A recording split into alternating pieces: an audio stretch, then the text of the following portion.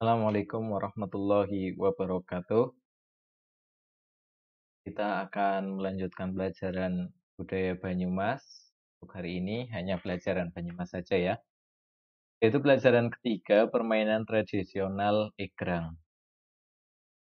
Nah, ketika kita mempelajari tentang permainan tradisional egrang, kemampuan yang akan kita dapatkan yang pertama mengenal permainan tradisional egrang. Kemudian membuat alat permainan egrang dari bambu dengan ukuran yang disesuaikan. Ya, jadi mengenal kemudian membuat alat permainan egrang. Tujuan pembelajaran dengan membaca teks siswa mampu menjelaskan tentang permainan egrang dengan jelas. Dengan membaca teks siswa mampu memahami cara bermain egrang dengan benar. Kemudian nanti kalian mampu untuk menjelaskan nilai-nilai luhur pada permainan egrang dengan tepat. Kemudian membaca teks petunjuk, kalian mampu membuat egrang, kemudian mempraktekkan egrang tersebut, ya, mempraktekkan menggunakan egrang tersebut. Kita baca, daerah Banyumas memiliki permainan tradisional yang masih dimainkan hingga saat ini. Salah satunya adalah egrang. Apakah kamu pernah bermain egrang? Terbuat dari apakah egrang? Coba ceritakan yang kamu ketahui tentang egrang. A. Permainan egrang. Egrang merupakan salah satu permainan tradisional Banyumas yang terbuat dari bambu. Nah, ini jadi egrang itu terbuat dari bambu. Permainan ini masih dimainkan oleh anak-anak. Ayo bacalah teks berikut untuk mengetahui lebih jauh mengenai permainan egrang. Ayo membaca, ayo bacalah teks berikut dengan seksama. Permainan egrang. Egrang merupakan permainan yang terbuat dari dua bilah batang bambu dengan ukuran tersebut tertentu yang disesuaikan dengan tinggi pemainnya. Namun biasanya egrang dibuat dengan tinggi sekitar 2-3 meter. Tiap bilah batang bambu memiliki dua bilah bambu kecil sebagai pijakan kaki. Tiap pijakan memiliki panjang sekitar 20-30 cm. Pemain egrang akan berdiri di atas pijakan ini untuk berjalan bahkan berlari. Nama egrang berasal dari bahasa Lampung yaitu terompah pancung, karena permainan ini terbuat dari bambu bulat dan panjang. Sebagai permainan tradisional, egrang sudah dimainkan oleh anak-anak Indonesia sejak zaman dahulu. Selain sebagai permainan tradisional, egrang juga dimainkan dalam perlombaan peringatan Hari Ulang Tahun Republik Indonesia. Permainan egrang tersebar hampir di seluruh wilayah Indonesia, termasuk di daerah Banyumas. Egrang memiliki sebutan yang beragam. Di daerah Banyumas disebut egrang, di Bali egrang disebut tajong, di Danau Toba egrang disebut marjalengkat. Egrang biasanya dimainkan di lapangan yang memiliki permukaan datar. Lapangan yang datar memudahkan pemain memainkan egrang, sehingga tidak mudah terjatuh. Jika pemain mampu memainkan egrang dari sisi lapangan satu ke sisi lapangan lain tanpa terjatuh, maka ia dinyatakan sebagai pemenang. Tahukah kamu permainan egrang memiliki banyak manfaat?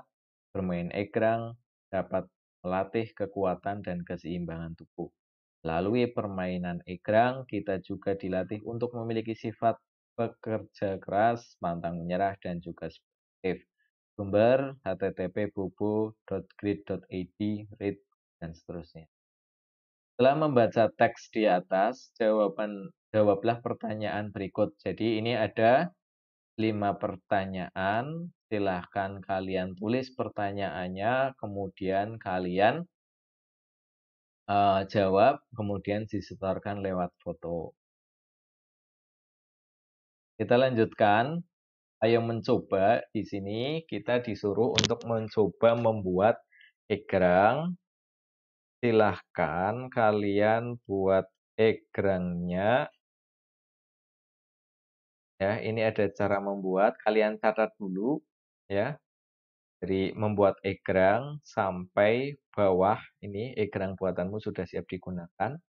Ya, kalian berkelompok saja ya. Maksimal 3 anak, satu kelompok maksimal 3 anak membuat egrang.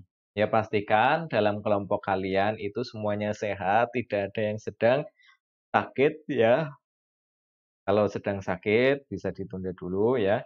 Silakan kalian buat egrang ya. Ini ada caranya. Kemudian kalian foto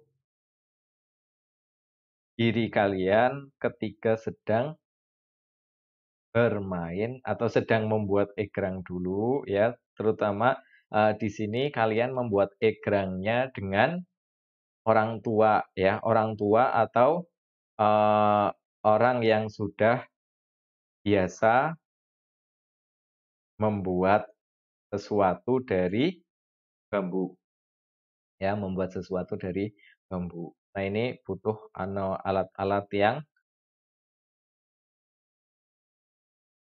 yang lengkap ya dan juga benda-benda ya.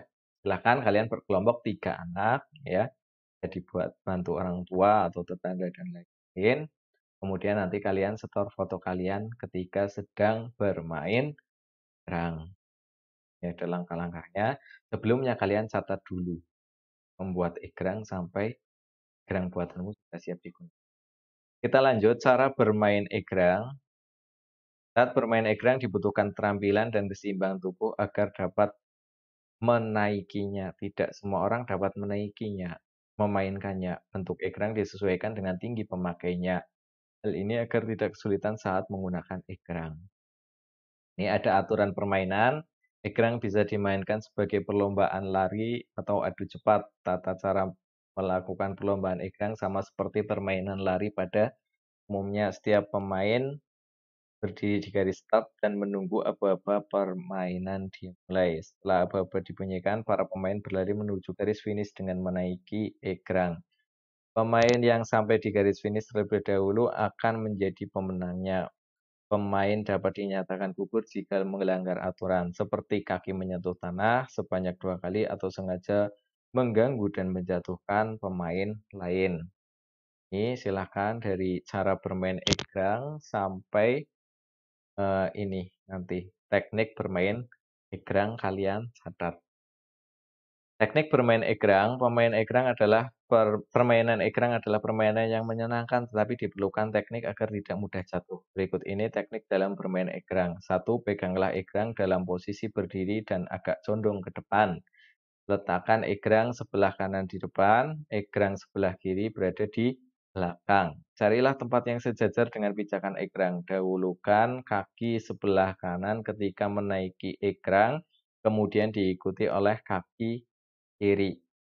Gerakan tangan kanan ke depan terlebih dahulu beriringan dengan melangkahkan egrang sebelah kanan. Selanjutnya diikuti oleh egrang sebelah kiri. Jagalah keseimbangan selama berjalan menggunakan egrang. 7. Jatuhkan kaki di antara kedua egrang saat kalian akan terjatuh.